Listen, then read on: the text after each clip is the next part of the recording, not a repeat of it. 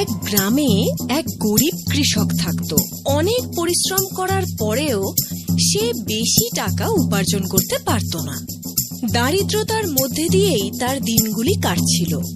কৃষক আর তার স্ত্রী সব সময় চিন্তা করত যে, গীতা, দাও, যদি খাবার মতো কিছু থাকে তাহলে দাও, খেতে আজ অনেক কাজ আছে। আচ্ছা, ভগবান শুধু পরিশ্রমই করান, বিনিময়ে কিছুই দেন না। ভগবানের ওপর ভরসা রাখো গীতা। কাজ করা আমাদের কর্তব্য, ফল দেওয়ার দায়িত্ব ওনার। দেবেন। কথায় আছে না, পরিশ্রম করলে একদিন ঠিক ফল পাওয়া যায়। হ্যাঁ, কিন্তু এত দেরি যেন না হয়ে যায় যে আমাদের শরীরই আমাদের সঙ্গ ছেড়ে দেয়। যতক্ষণ আমাদের শরীর সঙ্গ দিচ্ছে আমরা পরিশ্রম করে বেঁচে আছি। যখন শরীর সঙ্গ দেবে না তখন আমরা কি করব? আর দিনু কৃষক মাঠে চলে যায়। কাজ করতে করতে অনেকটা সময় কেটে যায়, আর কখন দুপুর হয়ে যায় সে জানতেই পারে না। জানতে পারল তখন যখন তার খিদে পেল। সে তার স্ত্রীর দেওয়া কাপড়ের ছোট্ট পুঁটুলিটা খুলল আর তার মধ্যে থেকে রুটি পেঁয়াজ বের করলো। আর যেই না সে রুটির টুকরো ছিঁড়ে মুখে দিতে যাবে, এমন সময় এক ভিক্ষুক সেখানে এসে উপস্থিত হলো। কিছু খাবার কি পাওয়া যাবে বাবা? বাবা, শুধু 2টো রুটি আছে। বাবা, সবাই বলে সুখের জন্য 2টো রুটি যথেষ্ট। সুখের কথা তো জানি না বাবা, তবে রুটি অবশ্যই। আসুন, একটা রুটি আপনিও খান। কি ব্যাপার বাবা, বলো, তোমার কথা শুনে এত হতাশ মনে হচ্ছে কেন? কি আর বলি বাবা, হতাশার মধ্যেই এই জীবন কাটছে। এত পরিশ্রম করার পরেও উপার্জন যেন কিছুই হয় না। ওই যে তখন আপনি কথাটা বললেন না, সুখের রুটি খাচ্ছি, সেই সুখের জন্য তো বাবা কিছু অর্থেরও প্রয়োজন। কথাটা তুমি তো ঠিক বললে বাবা। এই নাও বাবা। এই একটা মুদ্রায় কি হবে বাবা? এই একটা মুদ্রা দিয়েই সব কিছু হবে বাবা। এটা কোনো সাধারণ মুদ্রা নয়।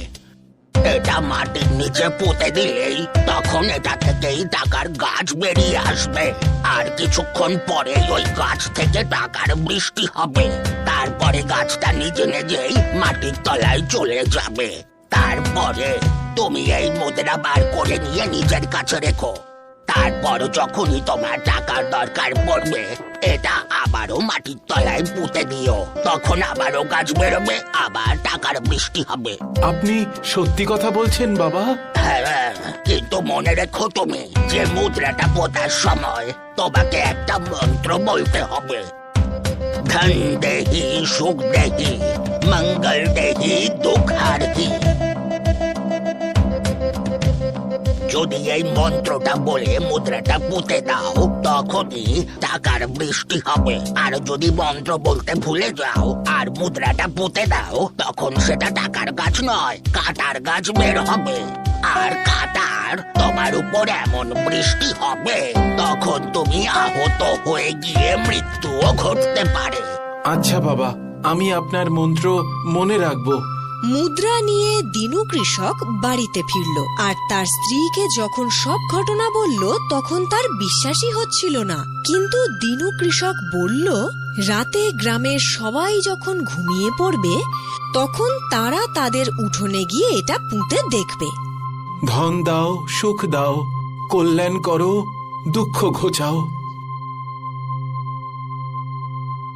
দেখলে তুমি, আমি প্রথমেই জানতাম কেউ তোমার রুটিটা খাওয়ার জন্য তোমাকে বোকা বানিয়েছে।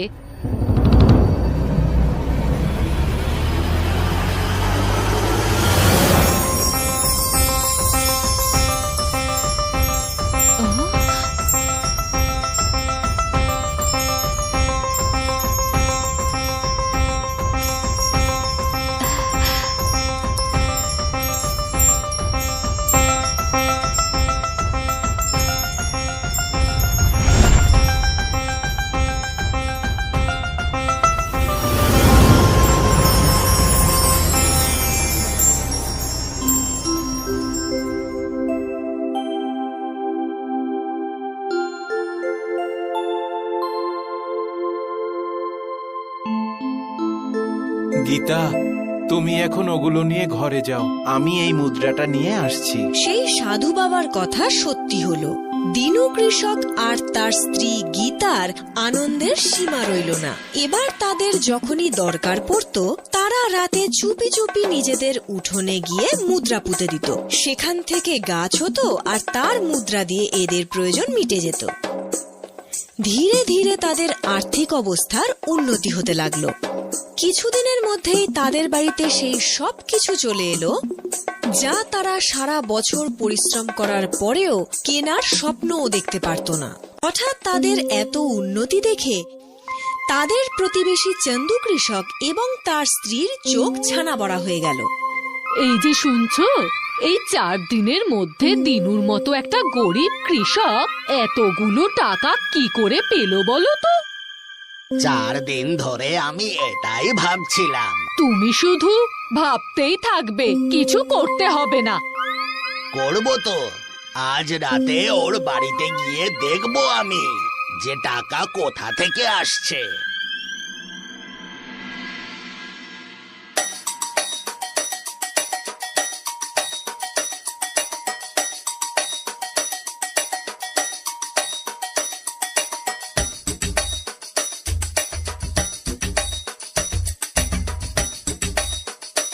এ মাটি কেন খুঁড়ছে? নিশ্চয়ই মাটির ভেতর থেকে গুপ্তধন বের করছে। মনে হচ্ছে ওরা গুপ্তধন লুকোচ্ছে।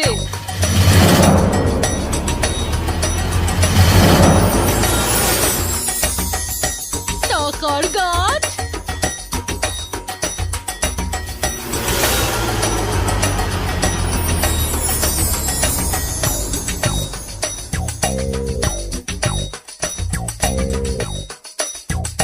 গীতা, তুমি এখন ওগুলো নিয়ে ঘরে যাও, আমি এই মুদ্রাটা নিয়ে আসছি।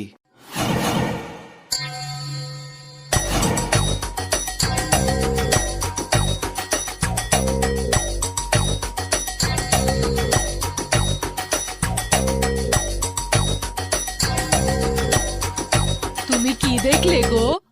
এটাই যে মুদ্রাটা বাক্সের মধ্যে রেখেছে। আর কি ভাবলে গো? এটাই যে মুদ্রাটা রাতের মধ্যেই চুরি করতে হবে।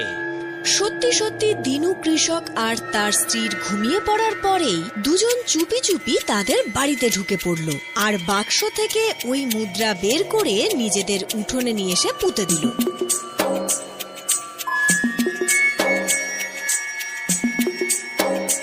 তাড়াতাড়ি করো গো, তাড়াতাড়ি করো, আমার হাত নিষ্পিস করছে। টাকাগুলো নিতে হবে যে।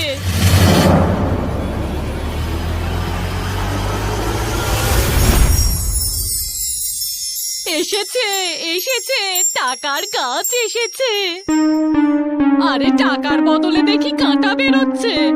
আরে লোভী, একটু ধৈর্য ধরো। যেমন গাছের আগে ফুল হয় তারপরেই তো ফল হয়, সেরকমই এর হয়তো আগে কাঁটা আসে তারপরে হয়তো টাকা আসে।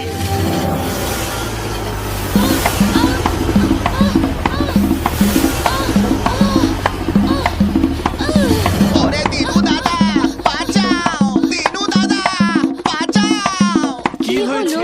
কি হয়েছে তোমাদের? আরে আমরা তোমাদের মুদ্রা চুরি করে মাটিতে পুঁতে দিয়েছিলাম। এই দেখো, কাঁটাগুলো গায়ের মধ্যে এসে ফুটছে। ভয় পাবেন না, ভয় পাবেন না, শান্ত হন আপনারা, সব ঠিক হয়ে যাবে। দিনু দাদা, তুমি যখন পুঁতেছিলে তখন টাকার বৃষ্টি হয়েছিল। আমরা পুতলাম, কাঁটা বেরোলো কেন?